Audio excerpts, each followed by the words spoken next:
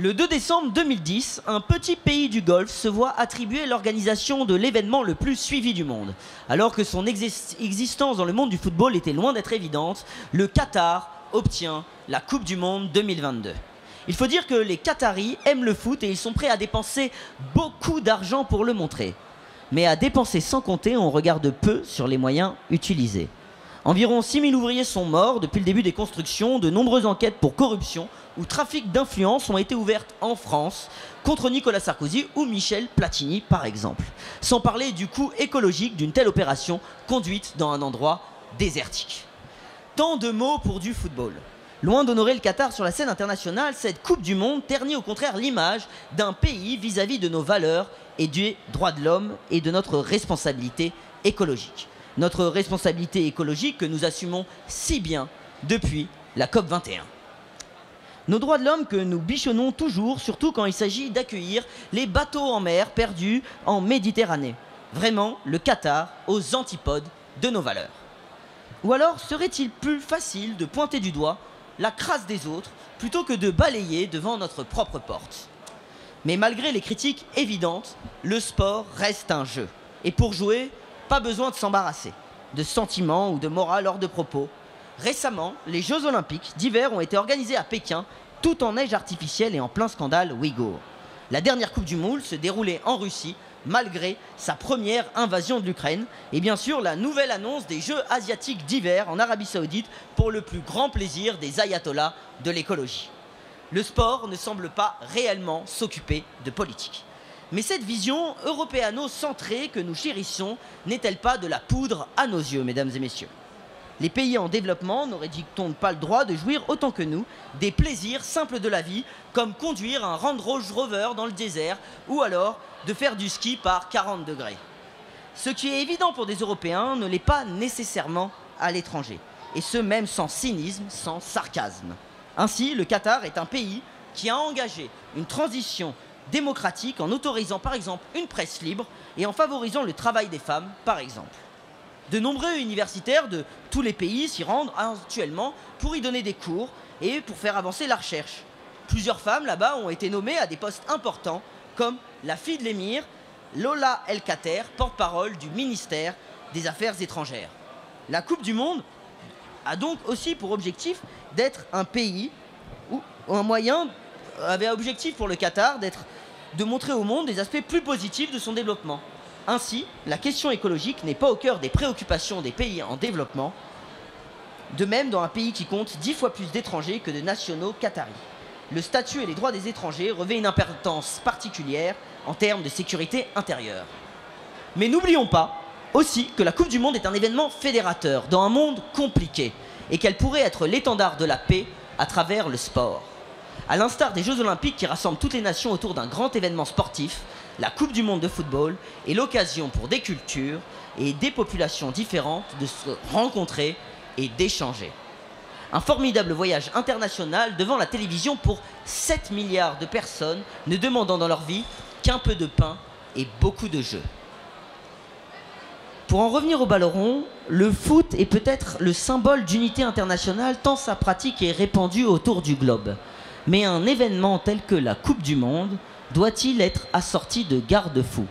Ce soir, nous nous poserons plusieurs questions. Cette Coupe du Monde pose plusieurs questions et nous allons nous les poser. Pourquoi a-t-elle été attribuée au Qatar? Faut-il boycotter ou est-ce désormais inutile? Les joueurs doivent-ils prendre position? Doit-on blâmer le Qatar? Doit-on blâmer plutôt les responsables de la FIFA? Peut-on en profiter comme de tout événement sans en blâmer nos principes? Enfin, pourra-t-on faire quelque chose à l'avenir pour empêcher qu'une compétition sportive pose tant de problèmes éthiques? Autrement dit, comment faire mieux plus tard dans l'organisation d'un tel événement? Et pour y réfléchir ensemble, ce soir, nous avons la chance d'avoir plusieurs invités qui se sont rendus jusqu'à Grande Contrôle pour en discuter avec nous. Et nous avons l'honneur d'accueillir Madame Véronica Noceda, cofondatrice des Dégommeuses, une équipe de foot associative favorisant la pratique du sport pour les publics LGBT+, contre les discriminations dans le monde du foot. On peut l'applaudir quand même bien fort.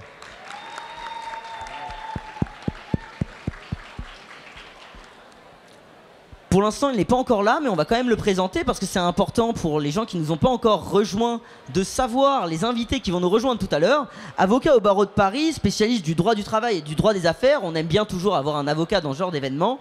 Il connaît parfaitement l'industrie du divertissement et revient justement du Qatar, d'où il a pu voir en première loge le lancement de cette fameuse Coupe du Monde. Maître Bruno Courtine nous rejoindra dans quelques minutes. Professionnel, passionné de foot, il éclaboussa les années 2000 de son talent, international français aux 18 sélections, 2 fois champion de France avec l'Olympique Lyonnais et finaliste de la Coupe du Monde 2026. Monsieur Vicage Dorasso nous rejoindra aussi tout à l'heure. Enfin, il est chargé de projets de développement durable et RSE dans les grandes compétitions sportives. Il est donc au cœur des enjeux sportifs et écologiques. Nous avons l'honneur de recevoir Monsieur Franck D'Agostini.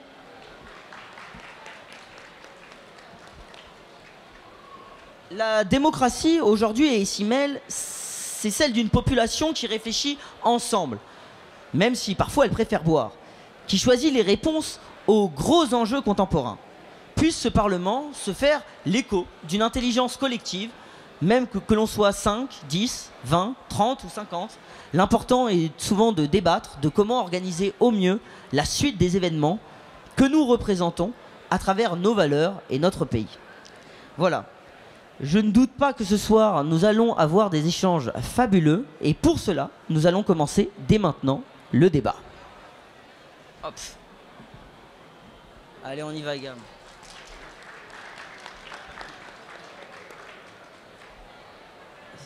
Bonjour à tous. Comment vous allez ce soir? Vous allez bien? Au top. J'espère que vous allez faire un tout petit peu plus de bruit là quand même. Parce que je sens que derrière, les gens sont curieux de venir, mais ils ont besoin de nous.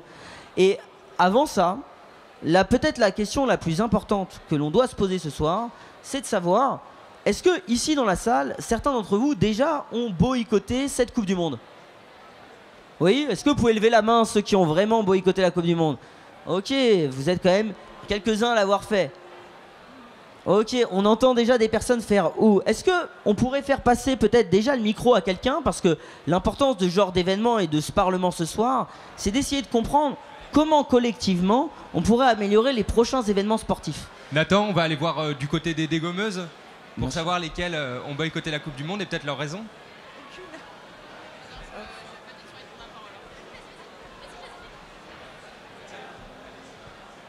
Oui, et ben moi j'ai décidé de boycotter pour les impacts écologiques, sociaux, pour la non-inclusion des personnes LGBT. Et pour toute la mascarade aussi qui est derrière l'organisation de ce type de tournois internationaux, notamment par les fédérations. Donc je m'y retrouve pas et étant pourtant fan de foot, je préfère le jouer dans mon quartier que de regarder ce genre de compétition. D'accord. Merci. Il y avait quelqu'un qui avait hué tout à l'heure quand il y a les gens qui ont levé la main. Et il est parti fumer parce qu'il n'avait pas envie de débattre apparemment. Ah non, il revient Gabriel, donne-lui le micro. Il revient et il va avoir le micro bien sûr. Monsieur, pourquoi vous pensez qu'il ne faut pas boycotter la Coupe du Monde? J'ai pas dit qu'il fallait pas boycotter la Coupe du Monde en fait, qu'il fallait boycotter la Coupe du Monde. En fait, moi je me pose la question juste, je travaille ici et en réalité d'un point de vue commerçant, je trouvais que c'était intéressant par exemple de diffuser le match. À titre personnel, je boycotterais en fait. Mais voilà, je me dis, en fait, c'est aussi un moment où on se retrouve, on partage des choses. Donc voilà, je me positionne pas par rapport à ça, très franchement.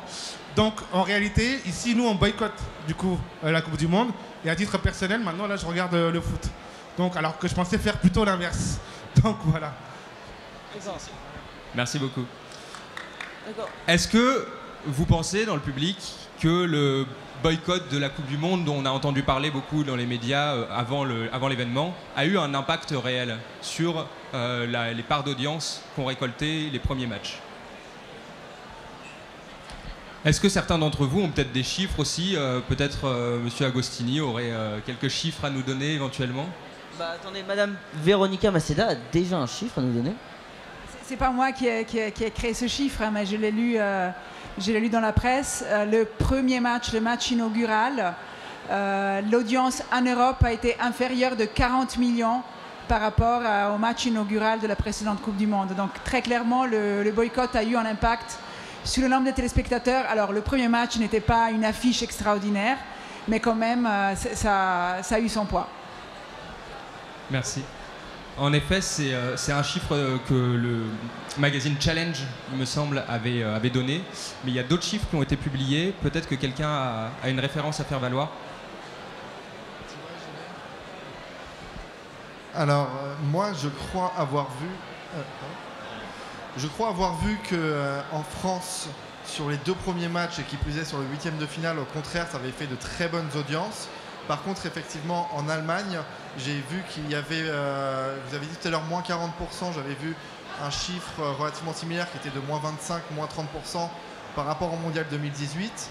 Mais je me demande aussi s'il n'y a pas, malgré tout, un impact sur l'équipe nationale en elle-même, avec aujourd'hui la France qui est championne du monde en titre et qui continue de faire de bonnes performances, alors qu'au contraire, on a peut-être un désamour renforcé par le boycott en Allemagne. Il y a peut-être quelque chose à explorer là-dessus. C'est vrai qu'il y a peut-être un rapport entre les performances sportives et puis l'engouement qu'il y a dans certains pays. Alors moi j'ai eu des chiffres qui sont sortis en fait aujourd'hui même de la Coupe du Monde au Qatar, de l'audience que ça a fait. Et en fait il y a une vraie distinction à faire entre les téléspectateurs et la part d'audience qui a été réalisée. C'est-à-dire par exemple que les téléspectateurs, ça va uniquement être les gens qui regardent à la télé, alors que la part d'audience va être calculée sur ce qui a été regardé sur les smartphones, sur les applis de TF1, MyTF1 par exemple, ou sur les ordinateurs. Donc il y a une vraie différence et on observe qu'en fait en France, il y a eu plus 17% de part d'audience sur les matchs de poule, alors qu'il y avait par exemple, comme vous le disiez justement, moins 50% en Allemagne. Donc ça c'est des chiffres de l'organisme Médiamétrie. Et apparemment, en fait, aux États-Unis, il y a eu plus 15% sur tous les matchs par rapport à la dernière Coupe du Monde. Et notamment, en Amérique du Sud et en Afrique, la Coupe du Monde aujourd'hui est bien plus suivie que celle d'il y a 4 ans et celle d'il y a encore 8 ans. Donc finalement, le boycott, c'est vrai que ça a un certain impact sur les téléspectateurs. Ça n'a pas forcément d'impact réel sur les parts d'audience. Mais ce sont des chiffres qui sont aujourd'hui très difficiles à évaluer avec précision. Après, une question tout de même importante à laquelle on doit se poser, c'est sur le Qatar de manière générale. Est-ce que vous pensez que par rapport à d'autres pays qui l'ont déjà accueilli, est-ce que vous pensez aussi que le Qatar avait une particularité pour que le boycott soit, on va dire, plus propice? Ou par exemple en Chine en 2008, on avait aussi ce même genre de débat. Est-ce qu'on doit boycotter? Est-ce que c'est important de le faire? On aura sûrement le même impact pour les Jeux Olympiques d'hiver en Arabie Saoudite. Est-ce que vous pensez que le boycott devient une arme, on va dire, populaire pour pouvoir lutter contre les organisations, on va dire, pour certaines tranches de la population un peu nocives d'événements sportifs? Ou alors, est-ce que vous pensez que le boycott n'est plus une arme nécessaire pour le faire? Et je vous pose aussi la question, est-ce que vous pensez que le boycott peut avoir vraiment un effet dans les années qui arrivent sur les événements sportifs pour sensibiliser les gens? Est-ce que quelqu'un dans le public a une idée spécialement là-dessus?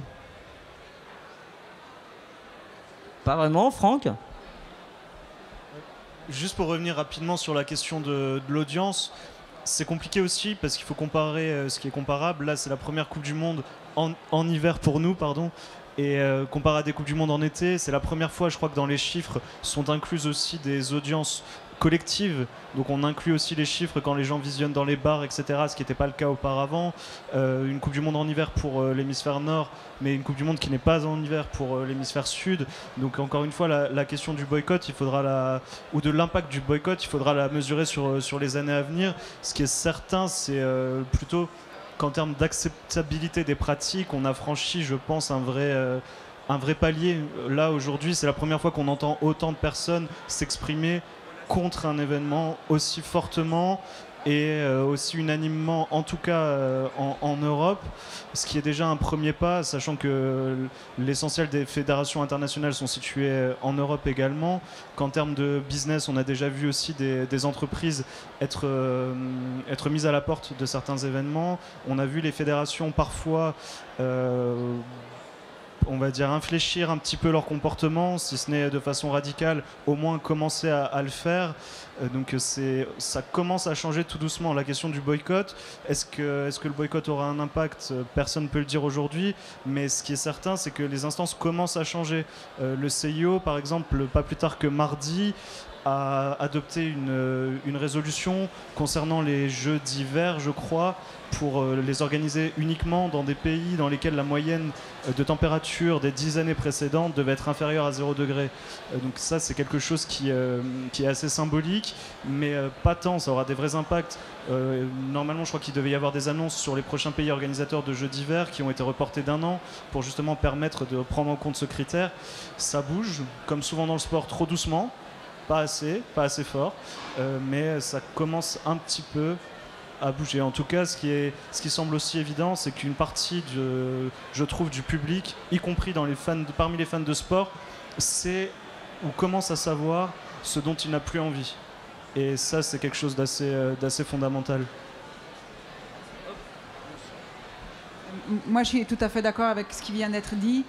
Je pense aussi que ce profit à l'image que la FIFA s'attendait, que le Qatar s'attendait, etc., il est quand même très fortement écorné. Et que même si le boycott n'aura peut-être pas un impact fondamental, les débats qui se sont créés, alors peut-être pas partout, et c'est vrai qu'il y a peut-être une scission aussi entre ce qui se passe en Europe et ce qui se passe dans d'autres parties du monde, en sachant que c'est d'autres parties du monde qui ont là peut-être aussi un peu une vitrine avec des équipes qui ont bien avancé, avec le Maroc notamment, d'autres équipes asiatiques, africaines qui ont bien avancé, et puis peut-être une envie de participer en banquet. Nous, on est un peu dans une réflexion aussi, après avoir détruit la planète, après avoir colonisé, Là, on se dit, bon, mais non, mais il faut changer les choses.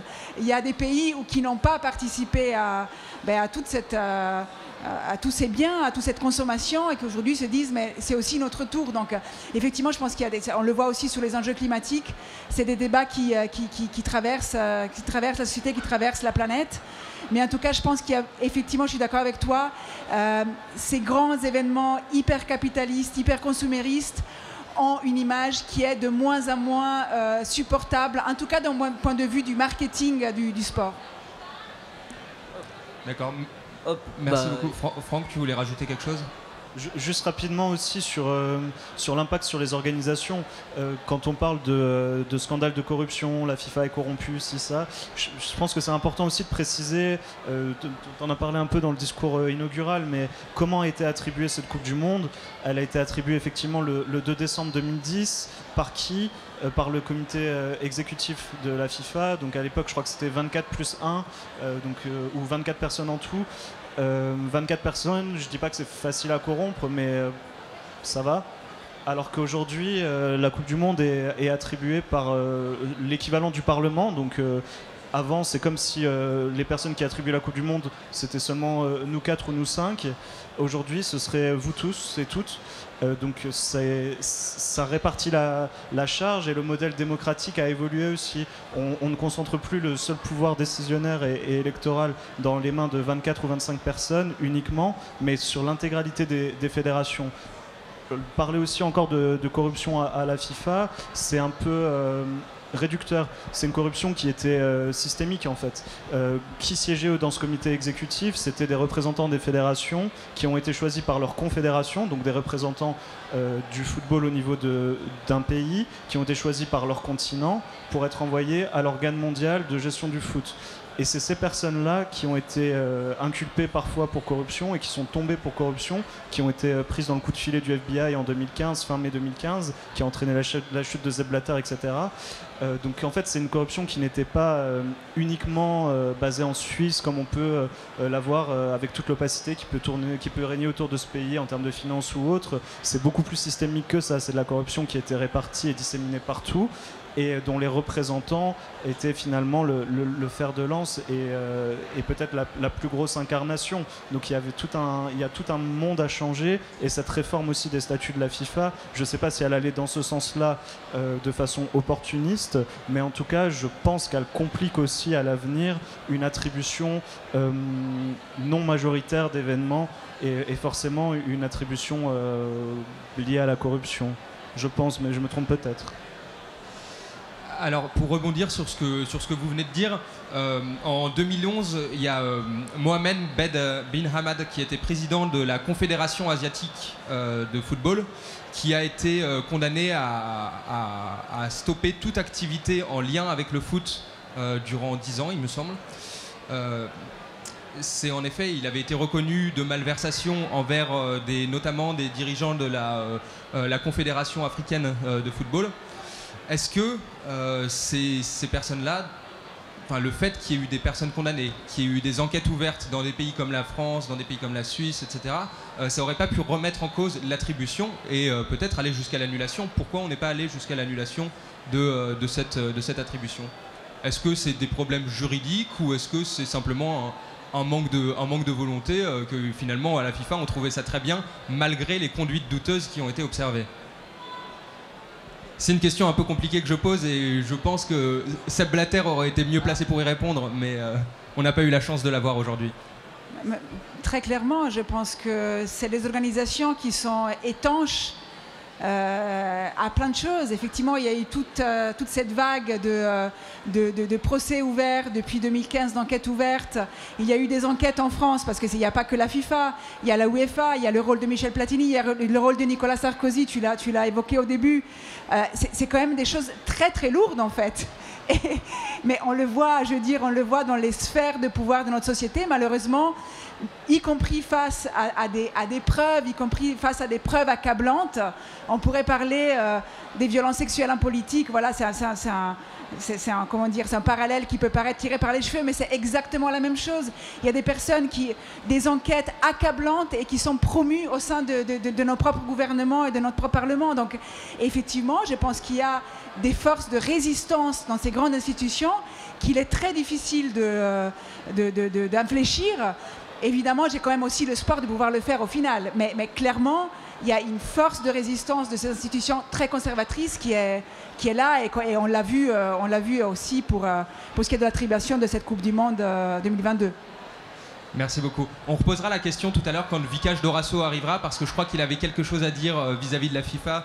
Il avait quelques mots bien placés à donner. Mais avant cela, peut-être qu'on pourrait introduire le dernier arrivé de notre table ronde, Monsieur Courtine, qui revient du Qatar. Donc on a la chance d'avoir quand même quelqu'un qui connaît un petit peu l'ambiance actuelle du coin là-bas dans le Golfe. Donc, Monsieur Courtine, est-ce que vous pouvez un petit peu nous expliquer, ou en tout cas nous donner votre point de vue de l'ambiance au Qatar et aussi aux faits et aux choses que l'on dit sur ce sujet ici? Oui, merci. Bonsoir à tout le monde. Alors déjà, je voudrais préciser une chose, c'est que je suis allé au Qatar, j'ai été invité au Qatar parce que je suis l'avocat de l'ambassade du Qatar en France. Donc au moins, comme ça, les choses sont claires. Et c'est vrai que je pourrais me faire l'avocat du Qatar, et je vais me faire l'avocat du Qatar, mais peut-être avec un prisme qui va peut-être vous surprendre. Le Qatar, c'est un pays qui a été créé il y a 40 ans. Je ne vais pas refaire l'histoire.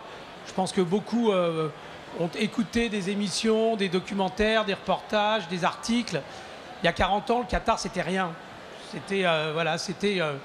C'était le désert au bord du golfe arabo-persique et rien d'autre que ça. Aujourd'hui, quand vous arrivez à Doha, et là je viens à notre sujet puisque j'en viens, c'est une ville qui est une ville... c'est un espèce de New York au milieu du désert. Et on va dire que 90%, voire 99% de ce que vous voyez, en réalité, ce sont des réalisations qui sont des réalisations que nous avons faites, qui sont des réalisations occidentales. C'est-à-dire que la ville en elle-même est tout sauf une ville arabe. Et ça, j'insiste là-dessus, parce qu'il se trouve que c'est une région que je connais bien. Et ce qui est très frappant, c'est que de la même manière que vous allez à Abu Dhabi, à Dubaï, enfin dans l'ensemble de ces grandes mégalopole, enfin entre guillemets, parce que ça reste quand même malgré tout des tout petits pays, hein, vous voyez finalement systématiquement la même chose. Et la même chose, c'est quoi? C'est nous. C'est-à-dire qu'en réalité, ce sont les plus grands architectes occidentaux qui, pour flatter leur ego, ont construit des tours absolument immenses, totalement glaciales, dans un désert où il fait une chaleur de plus de 50 degrés. Donc vous êtes dans une ville qui est totalement glaciale, qui est froide, qui est absolument sans âme, avec des rues qui ont été récemment construites, voilà, qui sont des très grandes artères, où on essaye, bon gré mal gré, de faire pousser un vague palmier de temps en temps. Voilà, c'est ça Doha. Okay, donc vous arrivez dans une ville qui est une ville un petit peu sans âme et qui est tout sauf une ville arabe. Ça, c'est ma première observation.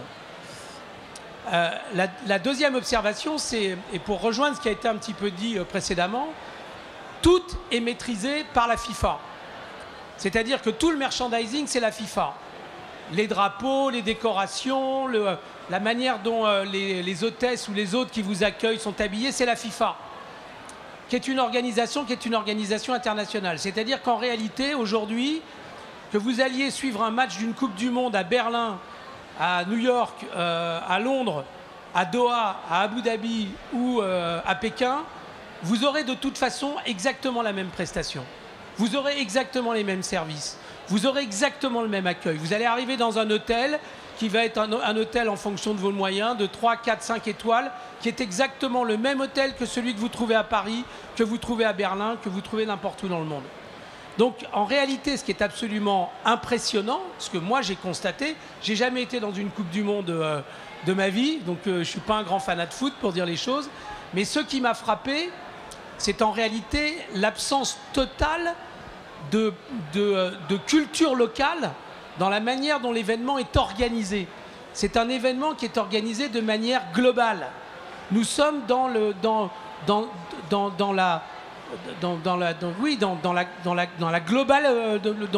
monde global. Donc il n'y a rien d'arabe là-dedans. Ce qui m'a absolument frappé et qui m'a choqué même dans une certaine mesure. Donc ça, c'est la première observation que je voulais faire. Deuxième observation, l'ambiance dans les stades. Bon, alors déjà, est-ce que les stades étaient pleins ou pas? Moi, je n'ai vu qu'un match. D'accord, donc c'était un match de l'équipe de France contre le Danemark. Le stade était plein. Donc voilà. J'y ai vu des gens qui... Il y avait des Danois, il y avait des Français, il y avait des Qataris. J'ai pas remarqué que les Qataris étaient particulièrement sensibles à ce qui se passait sur la pelouse. Mais en tout cas, le stade était plein.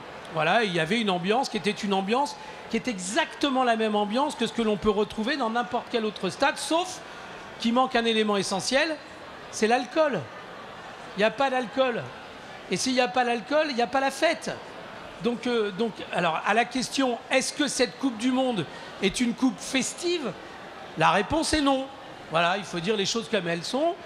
Cette Coupe du Monde n'est pas festive. En tout cas, elle n'était manifestement pas festive jusqu'au moment où des nations arabes, les Tunisiens, les Saoudiens, les Marocains, ont réussi à planter quelques buts.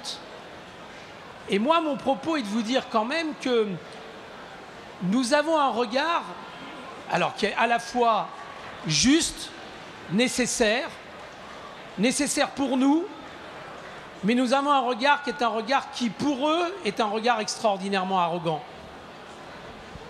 Une nation qui est une nation qui a 40 ans d'existence, elle n'a pas la chance d'avoir le Louvre... alors il y a le Louvre d'Abu Dhabi, d'accord, mais le Louvre à Paris, c'est quoi? C'est des millions et des millions d'œuvres qui ont été détournées à l'occasion de guerres, de conflits. Voilà, ça n'existe pas au Qatar. Le Qatar, il a 40 ans d'existence. Donc moi, je porte aucun jugement là-dessus. Je sais ce qu'ils ont fait, je sais ce qu'ils sont capables de faire, et je sais ce qu'ils ne sont pas capables de faire. Mais moi, je voudrais juste terminer sur un dernier point, qui est le sujet de l'environnement. Il faut que vous compreniez que ce territoire, le Qatar, c'est comme la Hollande. C'est un territoire totalement plat. Ça fait la taille de l'Île-de-France. Je crois que la partie la plus haute du Qatar, ça doit faire à peu près 100 ou 120 mètres. Ça veut dire que s'il y a une élévation d'un mètre du golfe arabo-persique, le Qatar n'existe plus. Et la réalité, c'est que c'est un pays qui a les moyens d'investir dans des logiques qui sont des logiques environnementales. Et contrairement à ce que... Enfin, moi, j'aimerais qu'on essaye de regarder un petit peu les deux faces de la réalité locale. Il y a des choses qui sont dénoncées, et on a eu raison de les dénoncer. Je pense que tout ne va pas s'arranger du jour au lendemain, il ne faut pas se raconter d'histoire. Mais en tout cas, ce que je peux vous dire, c'est qu'ils ont une réelle préoccupation et ils ont des moyens qui sont des moyens considérables. Et je peux vous assurer que pour les entreprises que moi j'accompagne au Qatar, puisque dans mon rôle au sein de l'ambassade du Qatar, j'accompagne des entreprises françaises au Qatar, nombre de ces entreprises travaillent sur des sujets qui sont des sujets de Smart City, d'environnement, etc., dont nous serons également les bénéficiaires. Et pour conclure mon propos sur la Coupe du Monde au Qatar, moi ce que je voudrais dire, c'est qu'on y est, et qu'à la fin des fins, ça sera nous qui reviendrons avec la coupe. Donc voilà, c'était juste ce que je voulais vous dire. Merci Monsieur Courtine. Vous voulez rien à dire? Gab? Merci pour cette note un petit peu différente de ce qu'on peut entendre généralement. Et c'est vrai que nous, on a une vision très européano-centrée du monde en général, et que les pays en développement comme sont le Qatar n'ont pas nécessairement, notamment leurs habitants, la même vision des choses. Et on pourrait rebondir un petit peu sur ce que vous disiez, sur le fait que c'est la France, c'est les Occidentaux qui ont construit le Qatar. Moi, j'ai un petit peu l'impression de voir ces dernières années le Qatar comme la grande tirelire, la nouvelle tirelire du monde, la nouvelle tirelire du monde occidental. C'est là-bas qu'on va demander nos nouveaux investissements, c'est à eux qu'on fait racheter nos entreprises au prix fort, c'est là-bas qu'on crée nos gros contrats aussi. Finalement, est-ce que le Qatar, c'est pas un bon choix dans une région qui est quand même très déstabilisante aussi pour nous Européens? Est-ce que c'est pas un bon choix en termes de pays qui promeut quand même aujourd'hui des valeurs relativement démocratiques, relativement ouvertes et progressistes? Est-ce que c'est pas un bon choix que le Qatar en termes d'alliés des Européens dans ce monde qui quand même est assez compliqué et qui, même s'il n'est plus censé être bipolaire, le reste un petit peu avec les États-Unis, le bloc occidental de l'autre, et puis on voit très bien aujourd'hui la Russie et la Chine de l'autre côté. Est-ce que le Qatar n'est pas un bon choix pour les Européens d'en faire son allié? Est-ce que quelqu'un dans le public aussi a un avis sur cette question en particulier? Est-ce que le Qatar est une bonne tirelire pour, on va dire, les ressources européennes? Mais pas qu'une tirelire. Quand on leur offre la Coupe du Monde, c'est aussi un moyen de leur offrir une reconnaissance internationale. Est-ce que c'est pas bon d'offrir cette reconnaissance internationale à des personnes, à un pays en l'occurrence, qui pourrait potentiellement être un allié dans la région? On a une réponse. Je ne sais pas si c'est une réponse tout à fait pertinente, mais c'est une réponse quand même. Déjà, bonjour à tous et à toutes. Je ne sais pas si c'est une bonne chose, mais une chose est sûre, c'est que au vu du conflit en Ukraine et des problèmes qui sont liés au gaz, d'un point de vue géopolitique, c'est sûr que le Qatar est de fait, avec leurs ressources de gaz,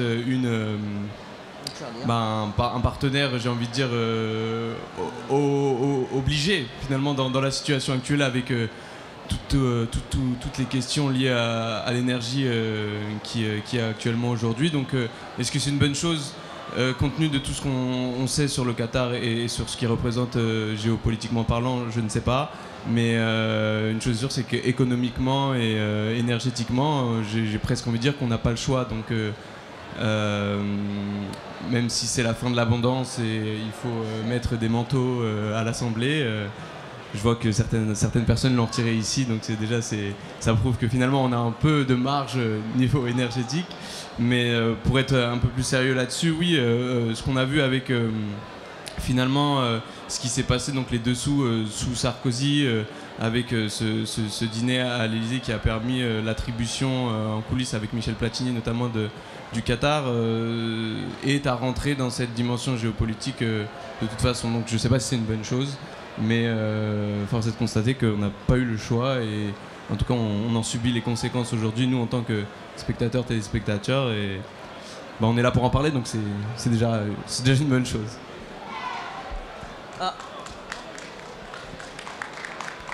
Oui, j'ai envie de vous retourner la question, c'est-à-dire, est-ce une bonne chose d'avoir effectivement cette ville née dans le désert et qui n'a pas d'âme, comme vous l'avez dit, qui est le terrain, j'ai envie de dire le terrain de jeu, mais aussi le terrain économique de maintes entreprises françaises, vous l'avez dit vous-même, que vous représentez, et qui ont exploité des milliers, des dizaines, des centaines de milliers de migrants. J'ai pas envie de parler du Qatar ce soir. Moi, j'ai envie de parler de la France, de la FIFA. Est-ce qu'on a envie de cautionner le fait que des entreprises françaises ont, au final, ou que l'équipe de France, au final, ça a dû se réveiller sur les questions du gardiennage qui était autour de leur hôtel, alors que les mecs, les gardiens, ils étaient complètement surexploités parce qu'il y a eu des enquêtes journalistiques. Est-ce qu'on veut cautionner les milliers de morts sur lesquels ces stades ont été construits? Parce que la question, elle est quand même là. Moi, j'ai presque pas envie de parler du Qatar, en fait. J'ai envie de parler de notre responsabilité en tant que gouvernement français, en tant que centre névralgique de ces grandes institutions du sport. Quelle est notre responsabilité là-dedans? Donc, pour moi, c'est pas une bonne chose, en fait. Je vous laisse répondre. Hein. 1, 2. Non, mais moi je comprends tout à fait votre réaction, mais c'est pas, enfin pour moi c'est pas tout à fait ce qui vient d'être évoqué. La question géopolitique est une question effectivement importante. Alors déjà, le premier point, c'est que le Qatar n'exporte pas de gaz en France, très peu, très marginal. Aujourd'hui, il va en exporter en Allemagne, puisqu'il y a un contrat qui vient d'être signé. Donc quelque part avec l'Union européenne, tout le monde va s'y retrouver. Moi, c'est pas là-dessus que je voudrais attirer votre attention. Cette poche de gaz, il faut comprendre qu'elle est partagée entre le Qatar et l'Iran. Quand vous êtes à Doha, Téhéran est à 1 heure d'avion. Vous traversez le Golfe et vous êtes en Iran. Bon, vous savez ce qui se passe actuellement en Iran. Et la vraie question qui se pose aujourd'hui, c'est quelle suite va-t-il y avoir? Je trouve que l'Iran est un pays que je connais particulièrement bien. J'y suis allé à peu près 11 fois. Donc je connais un peu la région. Et il peut effectivement se passer beaucoup de choses. Et ça peut aller extrêmement vite. Et ça peut avoir une incidence également sur le Qatar. Comme d'ailleurs sur l'ensemble des Émirats, hein, parce qu'il n'y a pas que le Qatar en question. Donc oui, sur le plan géopolitique, cette zone est une zone extrêmement sensible, extrêmement importante, et sur lequel il y a des enjeux qui sont des enjeux majeurs. L'Allemagne, l'Angleterre, la France, ce sont des pays qui ont affirmé leur volonté de boycotter effectivement la Coupe du Monde. Quel impact ça aura sur les relations diplomatiques entre le Qatar et ces pays? Je ne sais pas vous le dire. Je ne suis pas certain que ça va être si grave que ça. Donc je pense que la géopolitique et la réelle politique va l'emporter sur le reste. Maintenant, là où moi je ne suis pas tout à fait d'accord avec vous, et je ne vais pas parler du constat en lui-même, parce que pour être tout à fait honnête, je n'en ai aucune idée. Donc vous avez sans doute raison, moi je ne sais pas. Et je lis comme vous les rapports, les articles, etc. Donc je ne porte aucun jugement. Moi ce qui m'intéresse, c'est de savoir ce qui va se passer demain. Est-ce qu'un État comme l'État du Qatar va être capable d'évoluer, va être capable de changer son mode de fonctionnement, sa vision du monde? En réalité, je pense que ça va être le cas, mais pour une raison qui n'est pas la Coupe du Monde. Pour une raison qui est beaucoup plus simple que ça, c'est que les générations de jeunes Qataris qui se forment dans les meilleures universités aux États-Unis, en Angleterre, et quelques-uns en France, reviennent avec un regard qui est un regard occidental, qui est un regard effectivement où la notion de droit de l'homme est beaucoup plus importante dans leur subconscient que vis-à-vis de leurs parents. Les parents, ils n'ont jamais vécu avec ça, ils n'ont pas cette culture-là. Ça leur est totalement étranger. Et donc moi, je crois au phénomène générationnel. Et moi, ce qui m'intéresse, c'est de savoir qu'est-ce qu'on va faire après. Avoir dénoncé ce qui s'est passé, c'était nécessaire. J'en suis intimement convaincu. Maintenant, la vraie question est de se dire qu'est-ce qui va se passer demain? Qu'est-ce qu'on va être capable de faire? Et moi, j'attends de ceux qui se révoltent, en l'occurrence peut-être vous, madame, de vous assurer de la suite, de qu'est-ce qui va se passer après. Moi, c'est ça qui m'intéresse. Ce qui a été fait a été fait.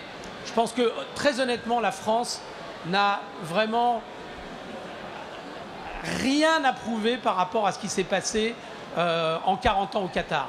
Je veux dire, les centaines de milliers d'années où nous avons vécu sur la rapine sur le reste du monde ne nous autorisent pas à considérer que c'est nous qui avons raison et c'est eux qui ont tort. Donc maintenant, il faut qu'on remette les compteurs à zéro et de se dire qu'est-ce qui va se passer demain. Et moi, ce qui m'intéresse, c'est de voir ce qui va se passer demain. Voilà. C'est tout ce que j'ai à dire. C'est un beau débat que nous avons eu entre du coup deux avis diamétralement opposés, mais moi celui qui m'intéresse c'est celui le vôtre, cher Parlement de Grande Contrôle. On va procéder à un petit vote à main levée. Je pense que c'est le moment le plus propice pour le faire.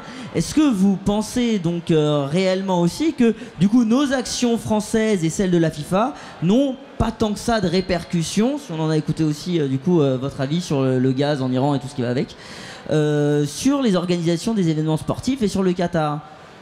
Est-ce qu'on peut faire un petit vote à la main levée? Est-ce que certains d'entre vous donc pensent que la responsabilité française n'est pas vraiment engagée là-dedans? Hop, à 3 on lève la main pour oui. 1, 2. La question n'est pas claire? Vous voulez la poser? Vous voulez la laisser la poser? Bon bah c'est parfait. Je vais reposer la question. Tu veux la poser, Gab? Y a-t-il une responsabilité française et européenne dans l'organisation de la Coupe du Monde au Qatar, tout simplement? Et est-ce que notre responsabilité est de nature plutôt négative?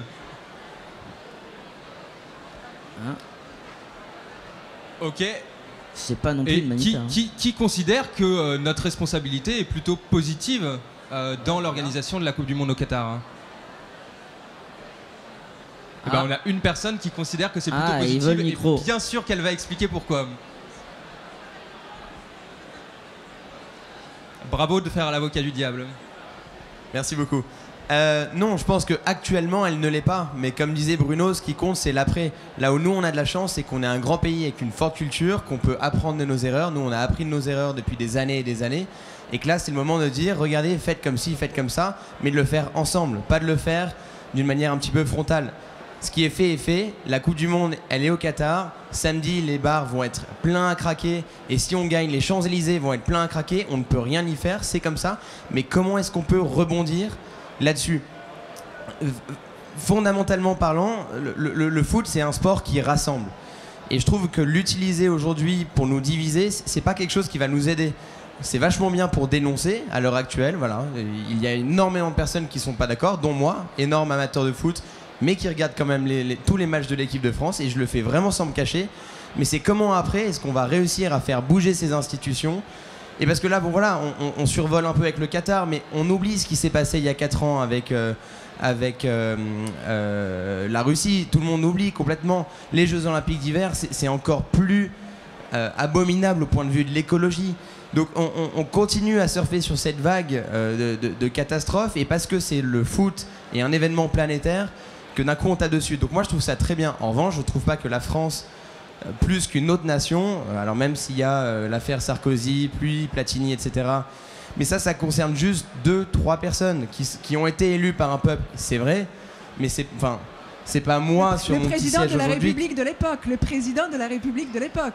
Bon, j'étais mineur, donc j'ai pas voté pour lui à ce moment-là, mais je veux dire, à quoi est-ce que ça sert vraiment de dire est-ce que moi j'ai une responsabilité dans la décision d'adopter le Qatar comme pays, nation même qui reçoit la Coupe du Monde? Je sais pas, et j'en suis sincèrement pas sûr. En revanche, est-ce que moi, à mon âge, 22 ans, j'ai la capacité de me dire est-ce que je vais réussir à aider ce changement dans les grandes institutions qui sont énormément plus grandes que nous? Est-ce que ça, on va y arriver? Eh ben, je pense que oui. Et je pense que là où Bruno a raison, c'est qu'il y a cette génération qui, aujourd'hui, a conscience un petit peu des problèmes et qui va lancer un mouvement avec ce boycott notamment, qui risque d'aller un petit peu de l'avant. Mais c'est un challenge, et on devra voir dans quelques années si ce pari a été payant ou pas. moi j'ai envie de réagir Merci. sur le changement dans les institutions, parce que je ne sais pas si vous parlez du Qatar ou de la FIFA. Quand on sait que Gianni Infantino, donc le président de la FIFA, qui s'est d'ailleurs installé au Qatar, c'est bien la première fois où un président va vivre dans le pays, ça montre bien la connivence. Voilà, donc ce même Gianni Infantino qui propose une Coupe du Monde tous les 2 ans, pour faire gling-gling, pour le fric, tous les 2 ans.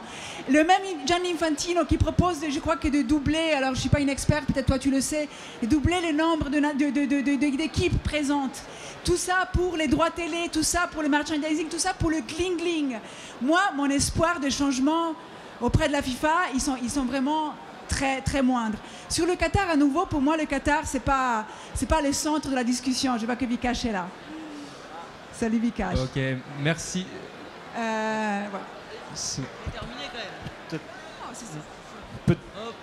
On accueille notre dernier invité, Monsieur Vikash Dorasso. Voilà, on peut l'applaudir bien fort. Il a eu un peu de retard, mais je pense qu'on est tous au courant que son emploi du temps doit être bien chargé. On finit pas tous champions. J'hésite à refaire votre présentation, mais vous arrêtez vos premiers applaudissements tout à l'heure, et pourtant ils étaient musclés. Donc, ce que je vous propose déjà aussi, c'est de continuer aussi. Là, on était en train de passer du coup sur les institutions. Vous voulez réagir, Franck?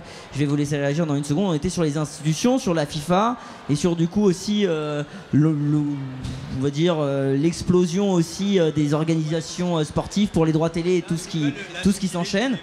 Franck, vous avez quelque chose à dire? Peut-être pour rebondir un peu aussi sur tout ce qui a été dit. En fait, ce qu'on vient d'interroger aujourd'hui, c'est à quoi sert un grand événement sportif international, à qui il sert, à qui il profite, pourquoi on l'organise et dans quel but de court, moyen et long terme. C'est légitime de vouloir en faire une vitrine politique parce que tout le monde l'a toujours fait. Donc pourquoi aujourd'hui les États ne voudraient pas le faire? Aujourd'hui, par contre, ce qui est vraiment intéressant, je pense, c'est de se demander à quelles conditions un grand événement sportif international devient une vitrine politique intéressante. À quelles conditions et à quel prix? Qu'est-ce qu'il faut qu'on accomplisse et comment on doit l'accomplir pour pouvoir affirmer devant le monde entier un certain savoir-faire, une certaine éthique, un certain modèle de fonctionnement. Aujourd'hui, est-ce qu'on peut toujours organiser avec les mêmes standards ou non standards environnementaux? Ça a d'ailleurs bien évolué. Moi, je suis d'avis qu'il faut apprendre de cette Coupe du Monde. Elle a lieu. On n'a rien pu faire on n'a même pas vraiment essayé de faire en sorte qu'elle n'ait pas lieu. Les équipes de la FIFA, opérationnelles, je parle de la FIFA, ont œuvré au pays, au Qatar, pour mettre en place des choses qui soient le moins incohérent possible d'un point de vue environnemental. Et je fais exprès de dire le moins incohérent possible parce qu'on part de très très loin. Mais il y a des choses intéressantes qui sont faites sur la construction des stades, sur le démontage d'un stade, sur le réemploi de certains. C'est des choses qu'on n'a pas faites avant dans d'autres pays. C'est des choses dont on pourrait s'inspirer. Aller construire des stades dans le désert ou sur la banquise, ce ne sera jamais une bonne idée. Mais par contre, ne fermons pas les yeux sur les éventuels enseignements qu'on pourrait tirer de cette Coupe du Monde malgré tout, parce que je pense qu'il y en a, il faudrait faire un vrai bilan, il y en aura un, aller fouiller d'un point de vue opérationnel ce qui a pu être amélioré par rapport aux précédentes, aller surtout s'intéresser aussi à la prochaine entre le Mexique, le Canada et les États-Unis. En termes d'empreintes et de transport, on sera face à un énorme défi aussi, il ne faut pas l'oublier. Aujourd'hui, on tape sur le Qatar, mais en termes de transport intérieur, il y en a très peu. Ça a été compensé par les 160 avions par jour avec les pays alentours pour loger les spectateurs. Donc, bref, il y a tout un tas de discussions qui vont être pertinentes, mais il faut réinterroger, je pense, le modèle des grands événements sportifs qui sont évidemment liés au modèle financier, au modèle capitaliste aussi, mais au modèle de financement du sport au niveau mondial, voir dans quelle mesure les pays maintenant doivent être vraiment soumis à un cahier des charges plus contraint, notamment sur les aspects environnementaux. Est-ce qu'un des changements aussi serait peut-être celui d'organiser beaucoup moins d'événements sportifs de grande envergure, puisqu'on voit bien, comme le disait Véronica tout à l'heure, maintenant tous les 2 ans on organise de nouveaux événements, on essaye d'en envoyer encore plus, le maximum. Comme elle le disait aussi, parfois peut-être de multiplier aussi les nombres d'équipes pour les droits TV et ce genre de choses. Donc est-ce que la première solution, c'est peut-être pas de réduire aussi du coup l'organisation des événements sportifs de manière générale? Ce qui est certain, c'est qu'on va être, je trouve, face à une tension de plus en plus forte entre d'un côté des acteurs et des disciplines sportives hors foot qui vont être dans un impératif de croissance, parce que le modèle sportif est basé sur la croissance et sur cette industrie. C'est pas quelque chose que je cautionne, mais c'est un fait aujourd'hui. Donc il y aura cet impératif de croissance, donc de développement, donc de compétition, et de l'autre côté des impératifs en termes d'impact social, environnemental, et etc., qui risquent d'être complètement antagonistes. Donc il va falloir choisir. Et là, la responsabilité collective et individuelle, moi j'ai un peu de mal avec le fait de faire peser sur les individus une responsabilité qui est énorme. C'est pareil pour la transition écologique, énergétique. On a tous notre part à jouer, notre rôle à jouer, c'est certain. Mais est-ce que c'est à nous de porter tout ce poids?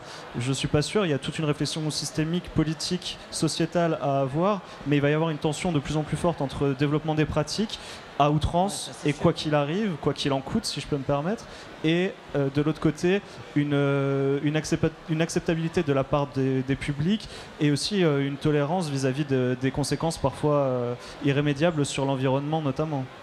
Alors, on va redonner la parole à Bruno, mais juste avant ça, je vais refaire un petit vote avec le public. Est-ce qu'on peut refaire un vote à main levée pour savoir combien d'entre vous pensent qu'il faudrait donc réduire le nombre d'événements sportifs de grande envergure, on va dire internationaux? Donc oui, vous levez la main, non, vous laissez la main en bas. Vous avez compris? Je compte à 3. 1, 2, 3.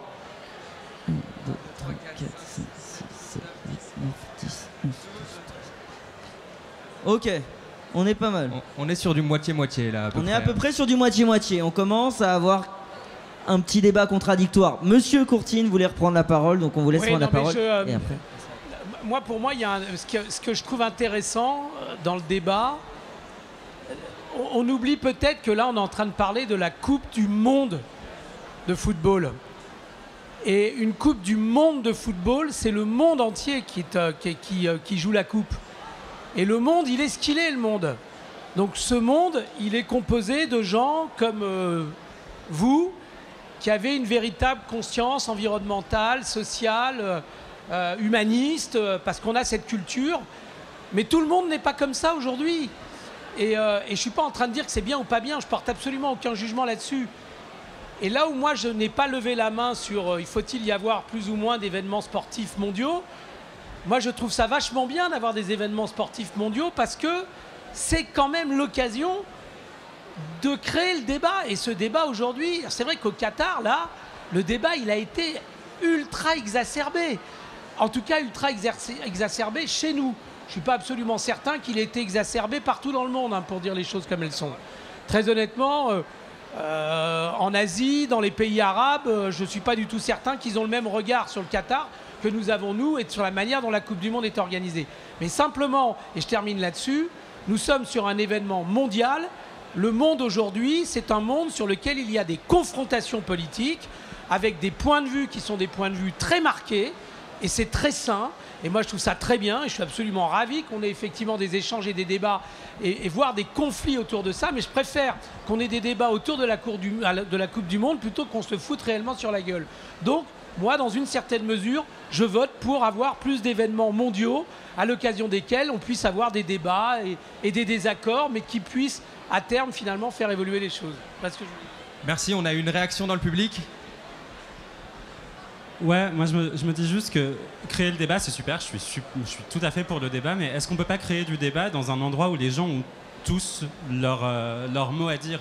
Parce qu'en fait, là, on est en train de créer le débat dans un lieu où quand même les femmes et les personnes LGBT n'ont pas leur place dans le débat, vu qu'en fait, ils ne sont pas invités. Donc c'est très compliqué d'avoir un débat quand en fait, il n'y a que les mêmes personnes qui peuvent prendre part au débat. Oui, mais là, on a le débat entre nous. Tu l'as, le débat. C'est ça qui est intéressant. C'est qu'aujourd'hui, dans un pays comme le Qatar, dont tout le monde se foutait, parce que, objectivement, cette espèce de confetti au milieu du désert, tout le monde s'en branle. Aujourd'hui, on se dit, mais putain, merde, il y a des homos, il y a des LGBT, il y a des... Bah ouais. Alors eux, effectivement, pour eux, c'est compliqué, mais on en parle. C'est la première fois qu'on en parle. On n'en a jamais parlé des LGBT au Qatar. Tout le monde s'en branlait des LGBT au Qatar. Aujourd'hui, on en parle. Je dis pas qu'on va résoudre le problème, ça c'est un autre sujet. Mais malgré tout, on en parle. Bah, on en parle dans les... Enfin, je veux dire, ça fait longtemps qu'on est au courant.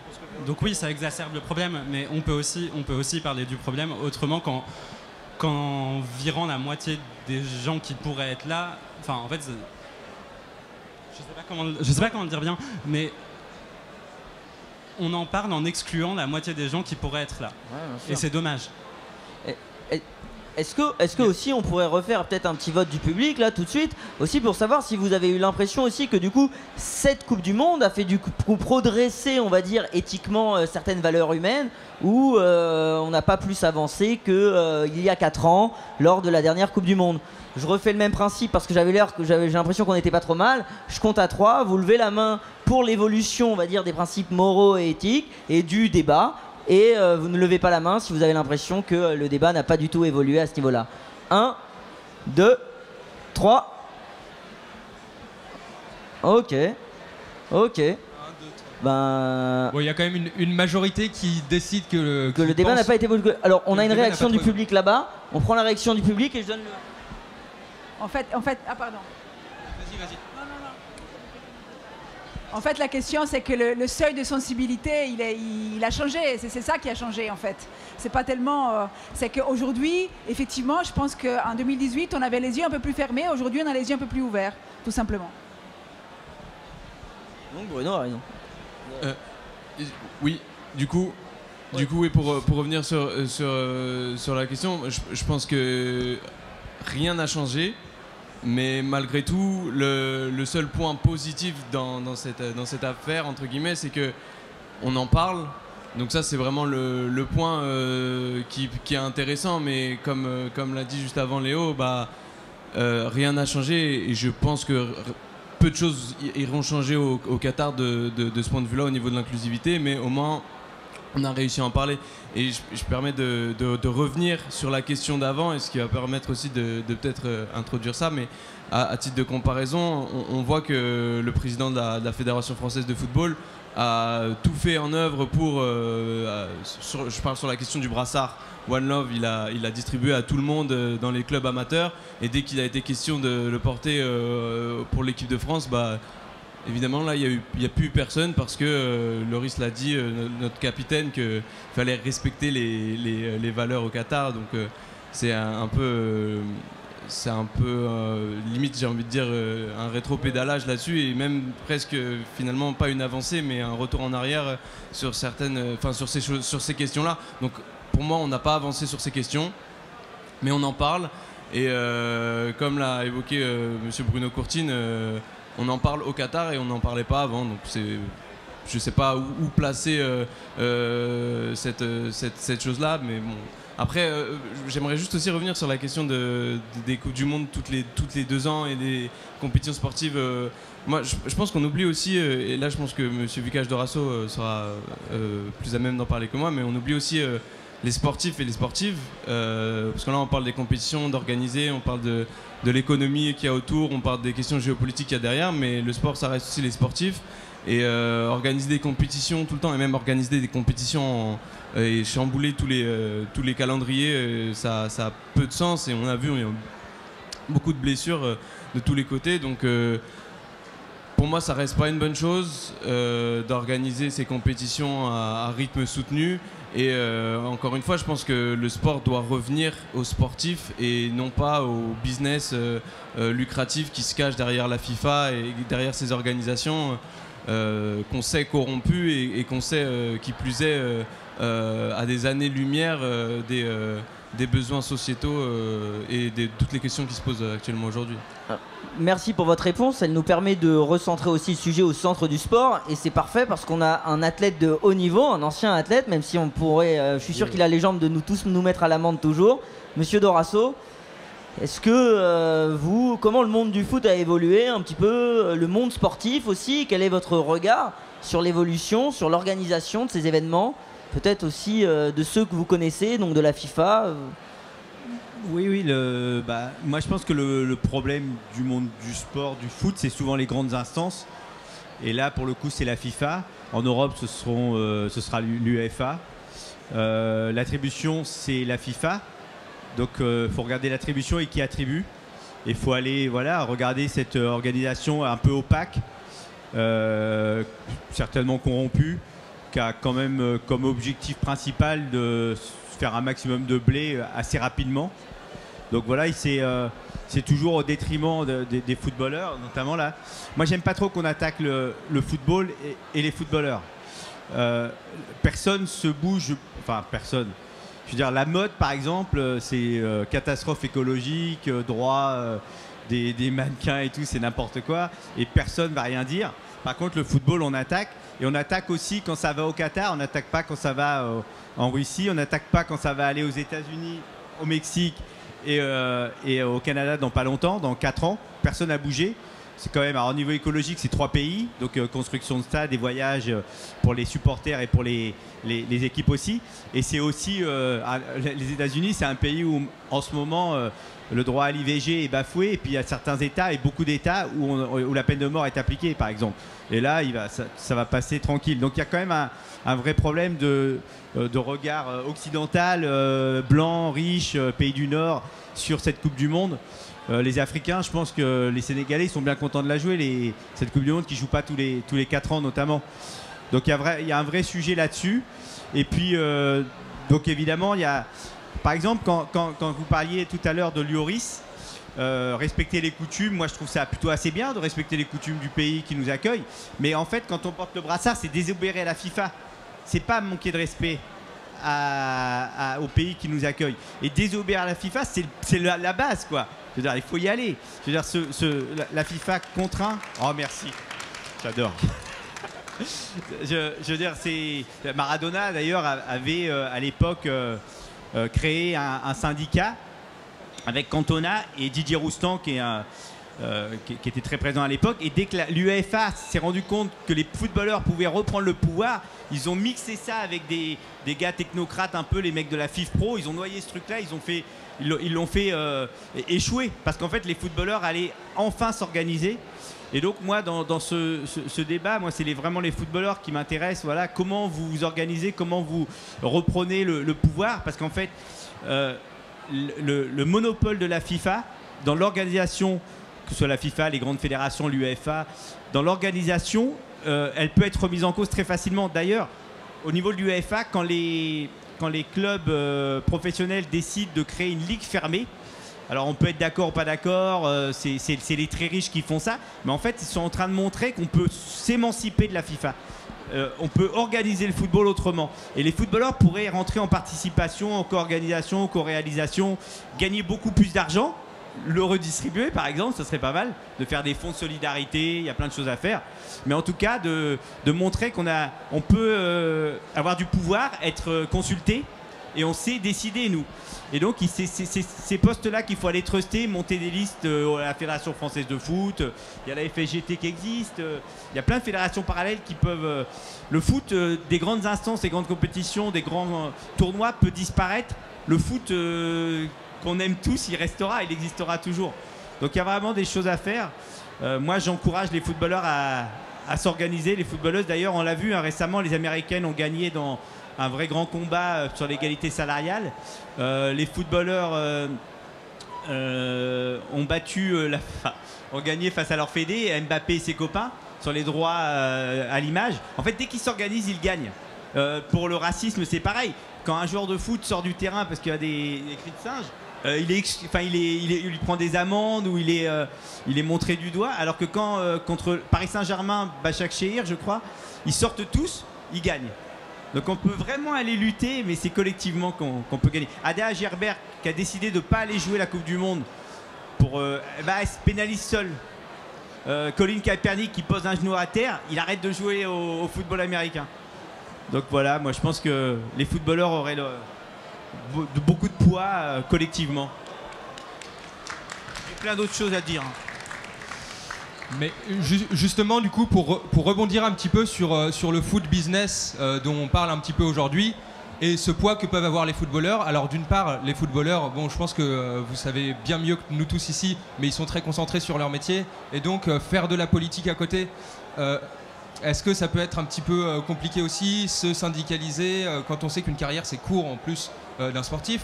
Est-ce que ça peut pas aussi mettre des freins à leur carrière? Et est-ce que, finalement, c'est plus... non pas un abandon idéologique, mais un abandon pragmatique de ces valeurs-là qu'ils pourraient défendre, mais que finalement, devant les intérêts sportifs et leurs intérêts personnels sportifs, c'est-à-dire d'être bon, d'être compétitif tout du long, il n'y a pas de syndicat qui se crée factuellement en fait. Moi, je pense que, comme a dit Vikash, là, c'est la question du collectif, c'est-à-dire que c'est la question du rapport de force. Il y a effectivement, je pense, énormément de contraintes qui pèsent sur les joueurs et les joueuses aussi, on le sait. On peut parler de... C'est pour ça aussi que les dégommeuses n'ont pas du tout pris la parole contre Loris, parce que c'était pas lui, en fait. C'était pas lui qui nous intéressait. C'était effectivement la FFF, le GRET, la FIFA. C'est ça qui nous intéresse, en fait. Par contre, la possibilité, pour leur intérêt, de s'unir et d'avoir une action collective, là, ils gagnent. Et dans d'autres sports, on peut citer d'autres sports, on pense au tennis, notamment au tennis féminin, à tout ce qu'a fait Billie Jean King, qui a créé justement un syndicat et qui a gagné sur toute la ligne et qui a eu la parité, mais dès les années 70, la parité des primes dans les grands pas tournois, mais trophées, je sais pas comment dire, dans le tennis, tournois internationaux. Les femmes et les hommes ont gagné pareil parce qu'elles se sont unies. Elles se sont unies. Et je pense tout à fait pareil que Vikash, que de comprendre que ce rapport de force et que l'atomisation des joueurs, ça ne sert que les intérêts du dominant. C'est qu'ils veulent justement les diviser. Et c'est les travailleurs, les footballeurs. Hein. C'est exactement la même logique qui s'applique dans le droit du travail. Hein. C'est pareil. Je suis tout à fait d'accord avec vous et je vais un petit peu rebondir justement sur ce que vous disiez sur le tennis. Au tennis, en effet, les femmes dans les années 50-60, Billie Jean notamment, qui se sont regroupées pour agir et pour avoir une égalité salariale, ont réussi, ont gagné leur pari. Aujourd'hui, qu'est-ce que ça a donné? On assiste quand même dans le tennis à un tennis business qui est de plus en plus important. On sait très bien que au-delà de la 200e place mondiale, les professionnels ne peuvent pas vivre. Est-ce que finalement il n'y a pas un abandon toujours à partir du moment où l'argent devient un moteur de travail? Est-ce qu'il n'y a pas quelque part un abandon face aux intérêts économiques, un abandon du sportif? On va écouter Franck. Franck a quelque chose à dire. Ouais, j'ai quelques réactions un peu polémiques parce que sinon c'est pas drôle, et peut-être aussi une piste de réponse. Ça pose tout simplement la question de la passion qui devient un métier. Qu'on tape dans un ballon, qu'on fasse de la musique, qu'on fasse du théâtre, à partir du moment où ça devient ton métier, ta profession, est-ce que la notion de plaisir est toujours là de la même façon, sur la durée? Est-ce que les impératifs financiers ne prennent pas le dessus? Et est-ce qu'à un moment, il n'y a pas une logique juste pragmatique du en fait, oui, il faut que j'optimise ce court temps de carrière et que je fasse ce que je peux, etc. Donc, moi, la question de la passion devenue métier, ça m'interroge vraiment parce que j'ai jamais pu prétendre à être footballeur professionnel ou quoi que ce soit, mais je me suis toujours posé la question, notamment les gamins en centre de formation, est-ce que quand tu as un entraînement ou deux par jour, tous les jours de ta vie, est-ce que tu es dans un domaine ultra compétitif tout le temps, comparé aux autres, comparé à toi-même, remis en question, confronté à tes stats, etc. Est-ce que la notion de plaisir reste là? Je sais pas. Et après, sur la notion de collectif, c'est évidemment essentiel. Ce qui est assez percutant, je trouve aussi, c'est que dans les différents exemples de réussite qui ont été donnés, les réussites qui ont été obtenues collectivement concernent essentiellement le salaire, l'égalité salariale, les primes. Et ça, c'est vrai que c'est quelque chose qui permet de fédérer un groupe au-delà de divergences politiques. Mais quand on arrive sur des sujets politiques, ça suppose qu'un vestiaire, notamment dans les sports co, pense la même chose sur ces sujets aussi politiques. Et pour moi, c'est peut-être là le frein à une prise de parole collective aussi. Et c'est peut-être là que c'est compliqué. Parce que est-ce que même dans une salle où a priori on a tous les mêmes intérêts, en tout cas les mêmes appétences pour certains sujets sportifs, politiques ou autres, est-ce qu'on a exactement les mêmes avis? Est-ce qu'il y a des nuances? Est-ce qu'on serait capable de dégager une position commune sur cette Coupe du Monde au Qatar? Est-ce qu'on serait capable de l'assumer publiquement et de la porter publiquement? Et enfin, dernière intervention un petit peu polémique aussi sur la question du sport et des sportifs. Le sport a-t-il déjà appartenu aux sportifs? En mai 68, il y avait des banderoles sur le siège de la Fédé, rendez le football aux footballeurs. Et c'est des discours qui sont encore valables aujourd'hui. À quel moment on a retiré les pratiquants de la gouvernance? Pourquoi? Et surtout, est-ce qu'aujourd'hui, comment on peut faire en sorte que leur avis soit pris en compte? Il y a des syndicats qui existent. Quel est leur poids dans l'industrie par rapport aux sponsors, par rapport aux compétitions, par rapport aux organisateurs? Et comment on remet de l'équilibre là-dedans? C'est des vrais sujets qui sont passionnants et qui méritent des heures et des heures de discussion. Vous vouliez parler, non?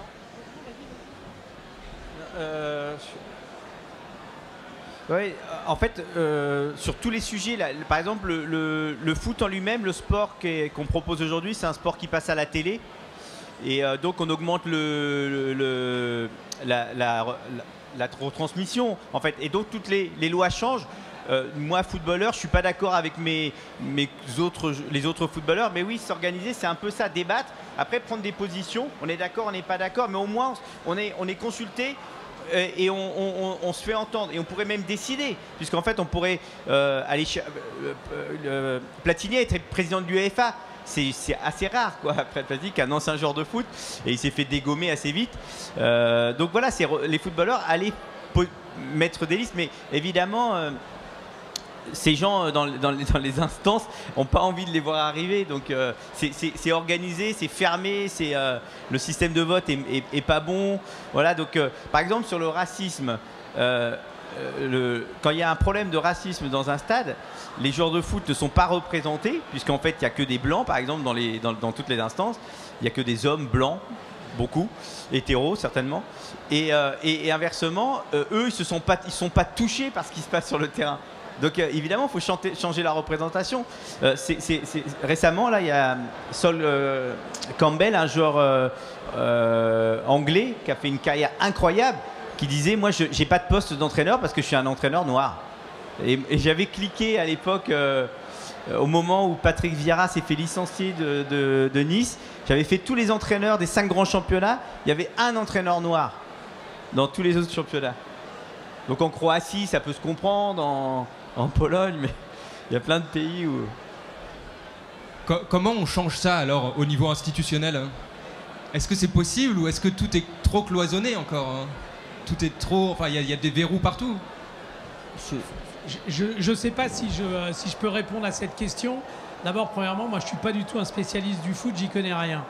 Donc, par contre, ce que j'ai remarqué, j'ai 61 ans.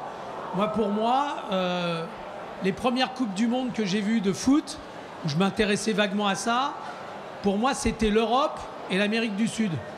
Et puis, ça n'allait pas plus loin que ça.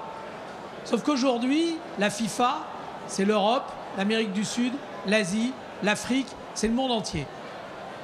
Arriver à faire fonctionner une gouvernance, alors là, c'est l'avocat qui parle, ok ? Et une fois encore, je ne sais pas comment ça fonctionne.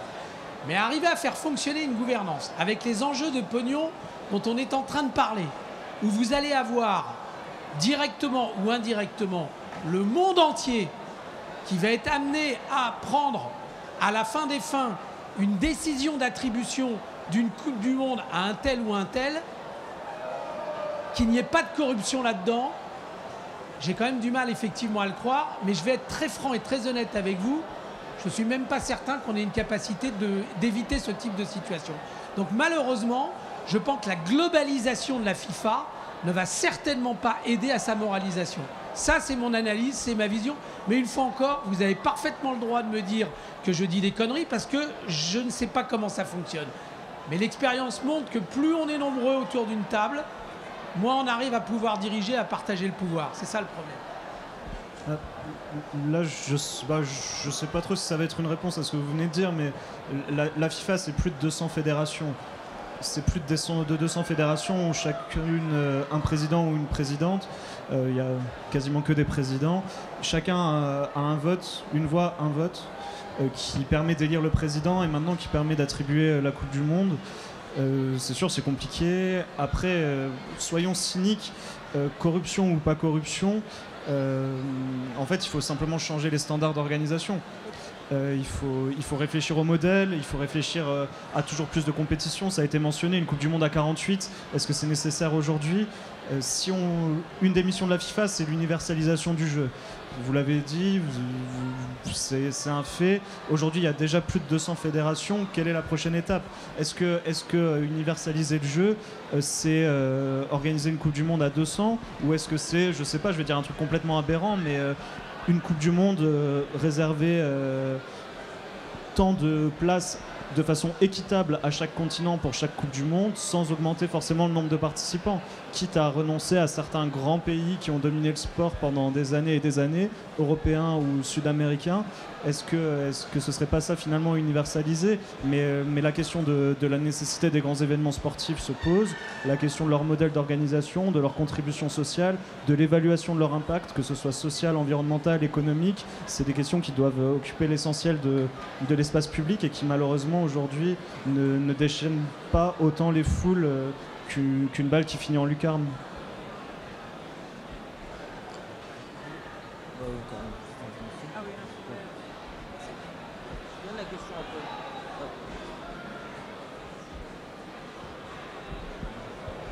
Bonsoir. Je voulais juste vous répondre, monsieur Vicage Dorasso, sur le point que vous avez soulevé. Quand vous avez dit que pour vous, on condamne la Coupe du Monde au Qatar parce qu'elle est au Qatar, parce qu'on donne des leçons en tant qu'Européens blancs et qu'on ne condamnerait pas un événement semblable s'il avait lieu aux États-Unis ou au Canada.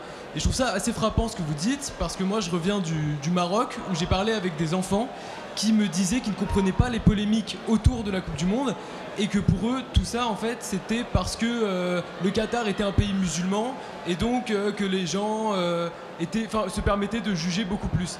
Mais est-ce que vous ne pensez pas plutôt que c'est un prétexte utilisé par le Qatar pour se défendre des exactions qui ont été commises?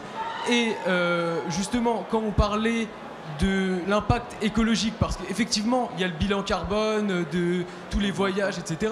Mais il ne faut pas oublier que l'économie du Qatar est basée à l'origine sur les énergies fossiles. Donc on fait quand même la promotion d'un pays qui est un des pays les plus polluants de la planète, même si maintenant son économie est tournée vers le soft power et d'autres choses qui sont un peu moins polluantes.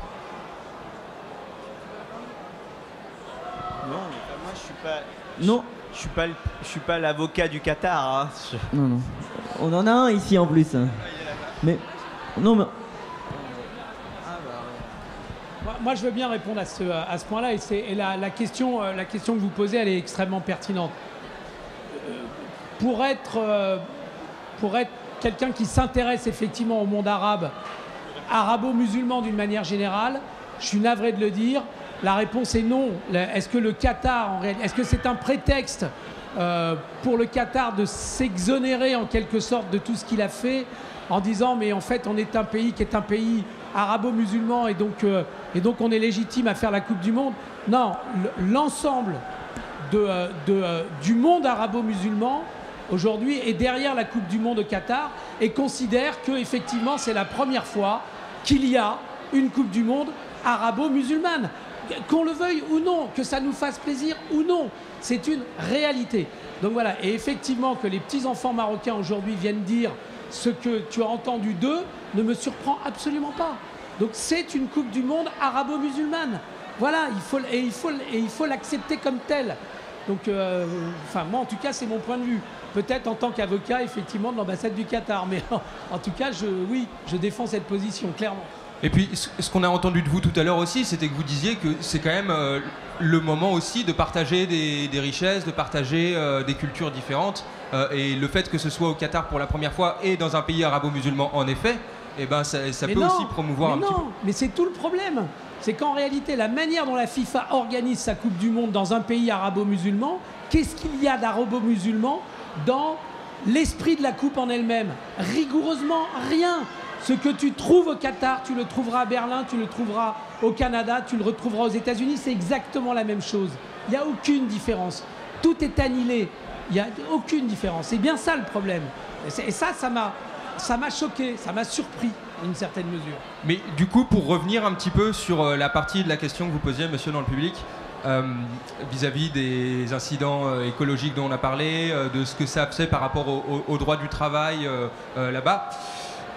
Bon, moi, je voudrais remettre un petit peu en perspective aussi notre vision qu'on a du Qatar vis-à-vis de notre vision qu'on a de nous-mêmes. La semaine prochaine est organisée au Grand Bornand une étape de Coupe du Monde de biathlon. Actuellement, il n'y a pas de neige au Grand Bornand. Donc, qu'est-ce qu'on fait? On met un paquet de neige artificielle pour combler le manque de neige naturelle.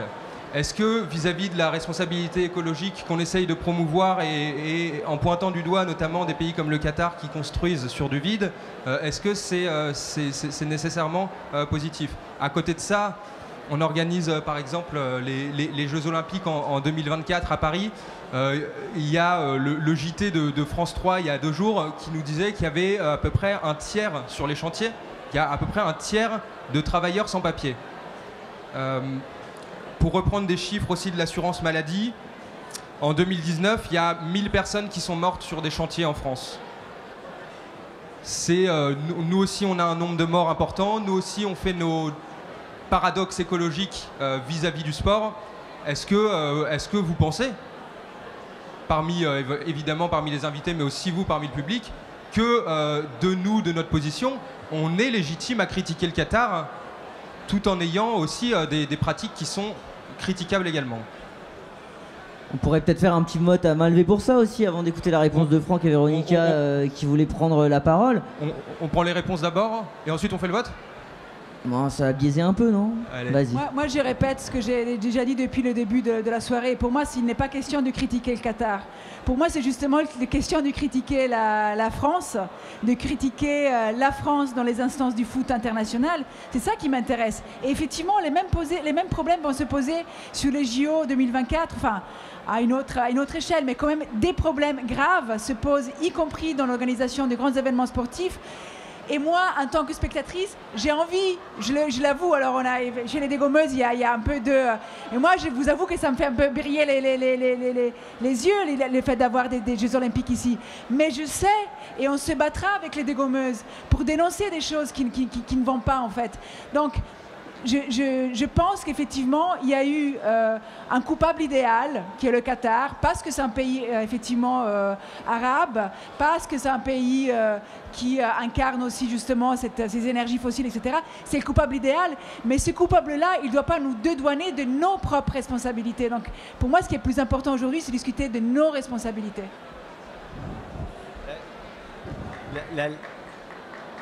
L'alcool est interdit dans les stades français, mais pas en loge. En loge, donc les pauvres, il faut pas qu'ils boivent parce qu'ils tiennent mal en plus, après quand ils ont trop bu. Et les JO là, qui arrivent, ça va être construit en Seine-Saint-Denis, donc ils vont bétonner un max, 18e aussi, alors que c'est un endroit où il y a peu d'espace vert par exemple. Donc ils vont construire à mort. Donc il y a plein d'avantages aussi pour les promotions immobilières à ce moment-là, parce qu'ils sont malins, ils communiquent sur le fait qu'il n'y aura pas beaucoup d'équipements sportifs de construits, de rajouter. Mais en fait, il y a plein d'autres biais pour construire et bétonner. Et évidemment, les crises écologiques vont avec les crises sociales, le nord, le sud. Et là, c'est 18e, Barbès, Saint-Denis qui vont payer parce qu'eux, ils n'ont pas de maison secondaire, ils n'ont pas de clim, ils n'ont pas tout ça. Hein. Donc, et peut-être pour m'inscrire dans la lignée de ce qui vient d'être dit, effectivement, le Qatar, c'est le sujet, mais pas le sujet. C'est juste le symptôme d'un mal grandissant, qui est devenu trop important pour qu'on puisse ne plus faire semblant de ne pas le voir, en fait. Ça incarne un peu l'extrême de tout ce qu'on a toujours fait et de tout ce qu'on était en train de continuer à faire de plus en plus fort. Mais à nous c'est pas parce qu'on ouvre grand les yeux sur le Qatar qu'on va fermer les yeux sur ce qui se passe ici. C'est pas parce qu'on est capable de dénoncer fort aujourd'hui qu'on se taira demain.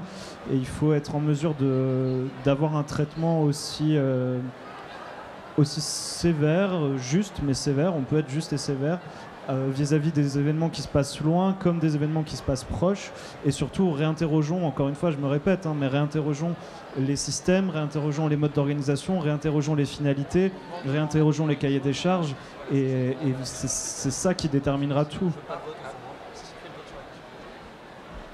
Moi ce que je voudrais juste indiquer, c'est que le Qatar, il l'a voulu, sa baffe. Il l'a voulu. Il savait pertinemment, quand il mettait en place cette Coupe du Monde, qu'il allait prendre des baffes. Donc voilà, il les a pris, ces baffes. Moi, ce qui m'intéresse surtout, c'est de savoir, une fois qu'il a pris ses baffes, qu'est-ce qui va se passer dans les 10 ans qui viennent. Et ça, moi, je serai attentif à ça, parce que j'ai la chance d'être un peu un observateur de ce pays, que je commence à connaître. Et moi, je veux bien vous donner rendez-vous à l'occasion de la prochaine Coupe du Monde au Canada, c'est ça, si j'ai bien compris ? États-Unis, Canada, et on fera un point si vous êtes d'accord. Moi, je vous dirai ce que j'aurais vu depuis, voilà. Alors, Alors, on va prendre une réponse, une question là-bas, et puis après, on va rentrer dans le dernier quart d'heure du débat. Donc, je vous poserai quelques questions pour savoir maintenant, avec les invités, comment peut-être on pourrait faire mieux pour les prochaines fois, parce qu'on a eu un avis critique, on a eu quand même un avis d'expert, mais je suis certain que certaines solutions sont possibles, et il faudrait peut-être qu'on en discute. Mais d'abord, à la question au fond. Ouais, je voulais juste réagir à ce que vient de dire Bruno. C'est très bien, enfin moi je trouve ça top que tu vas suivre après dans la durée le vrai impact qu'il va y avoir après cette Coupe du Monde. Mais je pense qu'à part toi et Amnesty International, il n'y a personne qui va faire ce travail de suivi. Et en fait, voilà, c'est juste ça que je voulais soulever, c'est qu'il y a un petit peu aussi cette hypocrisie latente qu'on a sur cette Coupe, c'est de se dire... c'est pour ça qu'en fait, moi j'ai un peu de mal avec le discours de... faut mettre les projecteurs sur ce pays parce que du coup, en mettant les projecteurs, on va l'amener à faire des progrès. Au fait, moi j'ai peur que les progrès ils soient temporaires et qu'ils soient uniquement une question médiatique durant la Coupe du Monde et qu'au fait après ils sauront que le suivi médiatique, parce que c'est ça qui les intéresse au final, le traitement médiatique des progrès qu'ils pourront faire, il ne sera pas là et donc ils pourront se permettre de ne pas aller vraiment au fond des objectifs qui seraient fixés. Tu vois, je pense que il n'y aura pas les médias CNN et TF1 vont pas être là tous les mois à regarder s'ils ont tenu leurs engagements sur les droits de l'homme. Donc moi je pense qu'il y a un petit peu d'hypocrisie aussi là-dedans et je suis pas sûr que ça tienne non plus très longtemps sur la durée. Alors je vous propose de rentrer dans la dernière étape du débat ce soir. Je vais vous poser quelques questions et on va faire comme tout à l'heure, des votes à main levée. Et puis à la fin, si les invités, vous avez envie de reprendre les questions pour les reformuler ou même interagir avec la question, n'hésitez pas, vous êtes là pour ça. On va commencer, est-ce que vous êtes prêts? Pas du tout. C'est parfait, on commence quand même. La première question c'est, doit-on empêcher un État qui n'a pas les infrastructures d'accueillir un événement sportif par exemple? On y va? 1, 2, 3. En haut, oui. Donc non. Tu voulais une réponse? Hop. Comment?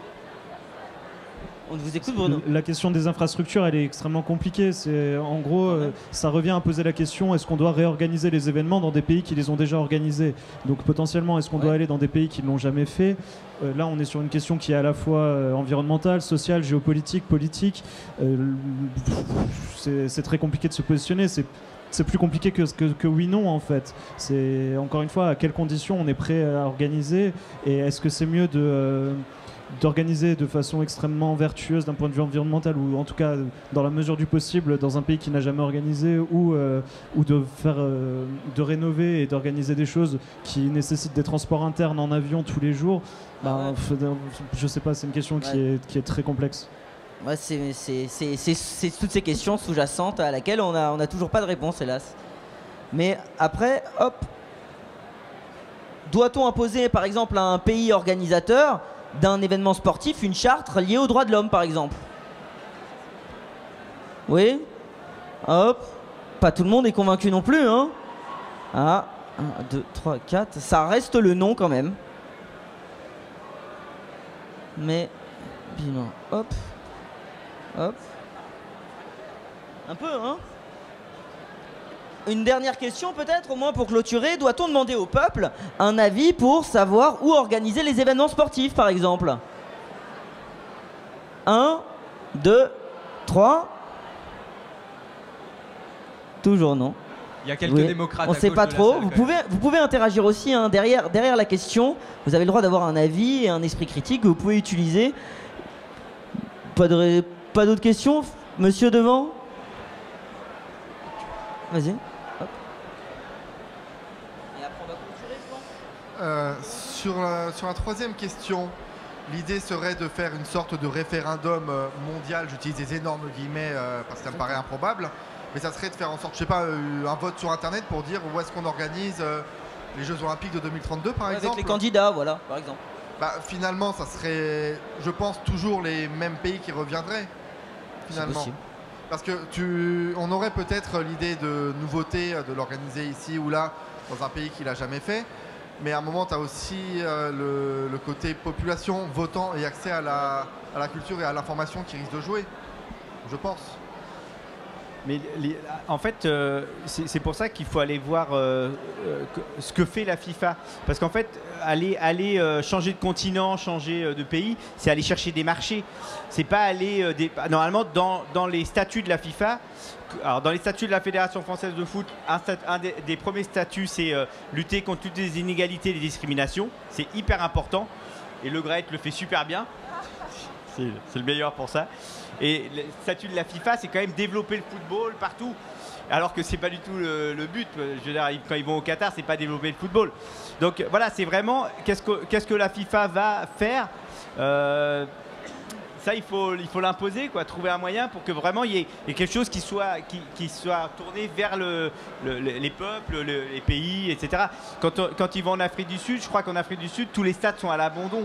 Il n'y a plus rien utilisé. Au Brésil, ça a été un peu pareil.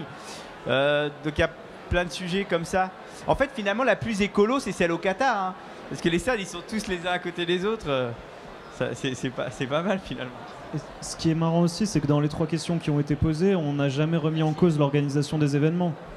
On a demandé comment les attribuer, doit-on mettre des clauses environnementales ou sur les droits de l'homme, et qui doit décider de l'attribution. Mais à aucun moment on a parlé de l'acceptabilité de tous ces événements, ni de leur format d'organisation, ni du pourquoi. Et en fait, en partant du principe qu'ils sont ancrés et ad vitam aeternam, moi je m'en plains pas, hein, ça me donnera du travail, mais bon, un jour la question se posera peut-être quand même. On va enchaîner sur une ou deux questions et puis on va conclure. Est-ce que par exemple les événements sportifs internationaux pourraient-ils être un premier pas pour des réglementations écologiques internationales par exemple? Est-ce que vous pensez que c'est trop utopique de penser ça? On fait la même chose? 1, 2, 3. 1, 2, 3. La question c'est, est-ce que les grands événements sportifs internationaux peuvent être le premier pas pour une réglementation écologique internationale? Non. 1, 2, non, toujours 3. pas. D'accord. Hop. On a des réponses. 50-50 plus non. Hop. Est-ce que par exemple un des invités a une question à poser au public aussi au système de oui ou non pour conclure, ou est-ce que je vous laisse peut-être le mot de la fin? Et puis après, je vous remercierai pour votre présence ce soir à tous les 4. Franchement, je pense qu'en tout cas, tout le monde a un avis un petit peu plus, on va dire, épanoui sur le sujet. Moi, j'ai vraiment appris beaucoup à vous écouter aussi tous les 4, franchement. Et pourtant, j'avais bossé le sujet, mais à vous écouter, je suis toujours aussi désemparé aussi sur la manière dont on pourrait améliorer les choses. Est-ce que vous avez envie de conclure, on va dire, cet événement par quelques mots? Et puis après, on vous applaudira tous ensemble bien fort. Ouais, moi, j'ai juste un mot. Il y a un truc qui m'a frappé, c'est qu'avant la Coupe du Monde à Doha, il y a eu la Coupe arabe des nations qui a été organisée quelques mois avant. Et moi, j'avais été donc invité à l'inauguration.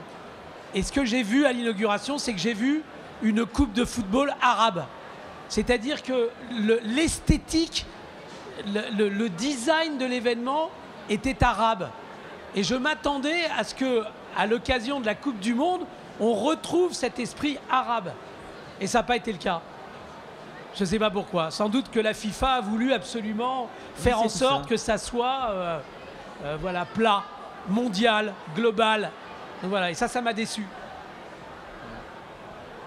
Bon, est-ce qu'on va peut-être du coup conclure par ces mots? Je vais vous demander d'applaudir bien fort quand même Monsieur Bruno Courtine, Monsieur Agostini, Madame Véronica Moseda et Monsieur Vika Jorasso. Merci à vous d'être là, j'espère que ça vous a plu. Je vous remercie à vous aussi, le Parlement de Grande Contrôle. Merci d'avoir été aussi présent. Merci de vos questions et merci de votre interaction. C'est grâce à vous aussi qu'on arrive à sensibiliser un maximum de gens, en tout cas sur ces questions de société. Donc je vous remercie à tous, je vous souhaite une très belle soirée et à bientôt.